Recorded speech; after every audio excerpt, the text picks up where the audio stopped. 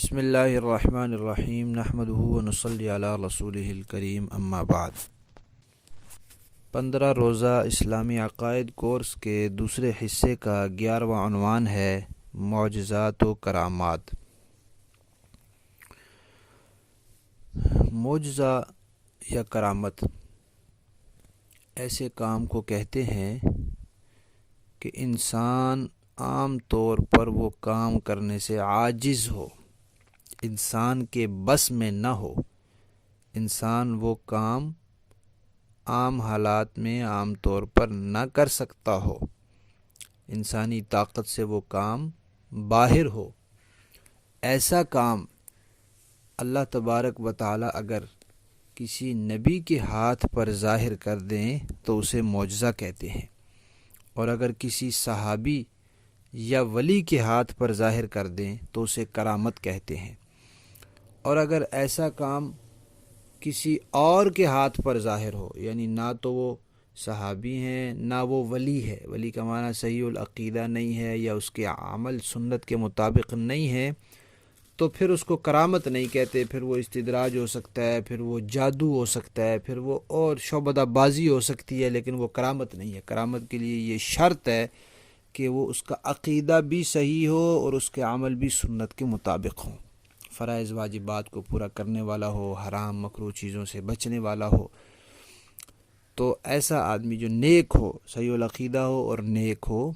اس کے ہاتھ پر ایسا کام ظاہر ہو جائے تو اسے کرامت کہتے ہیں، اور نبی کے ہاتھ پر ظاہر ہو جائے تو اسے معجزہ کہتے ہیں۔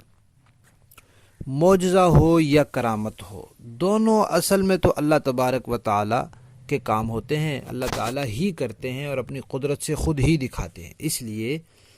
معجزہ نبی کے اختیار میں نہیں ہوتا کہ جب چاہے جو معجزہ چاہے دکھا دے۔ قرآن پاک نے اس کی تردید کی ہے۔ مشرکین مختلف قسم کے معجزوں کے مطالبات کرتے رہتے تھے، تو اللہ تعالیٰ نے فرمایا آپ صلی اللہ علیہ وسلم سے کہ آپ ان سے کہہ دیں کہ یہ چیزیں میرے بس میں نہیں ہیں۔ اللہ تعالیٰ جب کوئی معجزہ چاہتے ہیں میرے ہاتھ پر ظاہر کر دیتے ہیں، جب وہ نہیں چاہتے تو میں اپنے اختیار اور اپنی مرضی سے کوئی معجزہ نہیں دکھا سکتا جب تک اللہ تعالیٰ نہ چاہے۔ تو اسی طرح کرامت بھی ہوتی ہے۔ کوئی ولی اور کوئی صحابی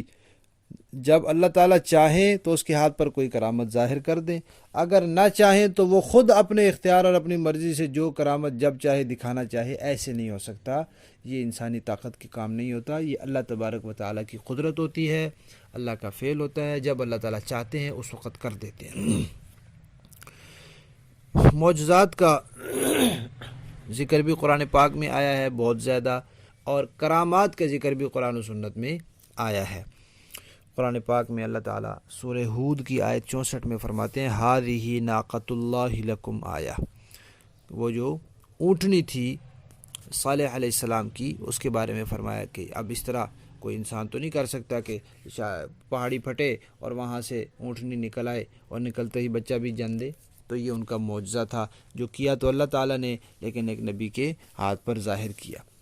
اسی طرح سورہ انبیاء کی آیت نمبر 69 میں ہے یا نار کونی بردم و سلام علی ابراہیم۔ ابراہیم علیہ السلام کو آگ میں ڈالا گیا اور ان کو کچھ بھی نہیں ہوا۔ عام طور پہ تو ایسے نہیں ہوتا کہ انسان کو آگ میں ڈالا جائے اور آگ اس کو کچھ بھی نہ کہے۔ آگ تو بڑی دور کی بات ہے، کسی تیز گرم چیز کو انسان کا کوئی جسم لگ جائے ساتھ تو وہ جسم جل جاتا ہے، تو ان کو کچھ نہیں ہوا۔ تو یہ ان کا معجزہ تھا اور یہ اللہ تبارک و تعالیٰ کی طرف سے تھا۔ اسی طرح سورہ بنی اسرائیل کی پہلی آیت میں اللہ تعالیٰ فرماتے ہیں سبحان الذی اسری بعبدہ لیلا من المسجد الحرام الی المسجد الاقصی۔ اس زمانے میں جب جہاز وغیرہ یہ نہیں ہوتے تھے تو کسی آدمی کے لیے اس طرح ممکن نہیں تھا کہ ایک ہی رات میں سارا سفر کرائے، مسجد اقصی سے مسجد حرام سے مسجد اقصی چلا بھی جائے واپس بھی آ جائے، اور پھر جو معراج کا سفر پیش آیا سارا، وہ تو اب بھی کسی انسان کے لیے ممکن نہیں ہے، لیکن اللہ تبارک و تعالیٰ نے یہ سفر سارا کرایا تو یہ معجزہ تھا۔ اسی طرح سورہ نمل کی آیت نمبر 40 میں ہے وہ حضرت سلمان علیہ السلام نے جب کہا کہ بھئی وہ ملکہ کا تخت کون لے کر آئے گا، تو وقال عفریت من الجن، ایک بڑا جن تھا، اس نے کہا کہ میں شام ہونے سے پہلے لے آؤں گا۔ تو آگے اللہ تعالیٰ نے فرمایا کہ جس کو اللہ تعالیٰ نے کتاب کا علم دیا تھا اس نے کہا کہ میں پلک جھپکنے میں لے آؤں گا، تو لکھا ہے کہ وہ ان کے وزیر تھے آصف بن برخیہ، تو وہ لے آئے، تو یہ ان کی کرامت تھی، اللہ تبارک و تعالیٰ نے ان کے ہاتھ پر دکھا دی۔ تو اس طرح بہت سے نبیوں کے معجزات قرآن پاک میں ہیں، اور بہت سی کرامات کا تذکرہ صحابہ کرام کی کرامات کا اور دوسرے لوگوں کی اور پہلی قوموں کے لوگوں کی کرامات کا تذکرہ بھی قرآن و سنت میں ملتا ہے۔ لہذا جو معجزے اور جو کرامات معتبر ذریعے سے ثابت ہوں ان پر ایمان لانا ضروری ہے، وہ برحق ہیں۔ بعض لوگ معجزات کا انکار کر دیتے، تو جن معجزات کا ذکر قرآن پاک میں ہے یا متواتر احادیث میں ہے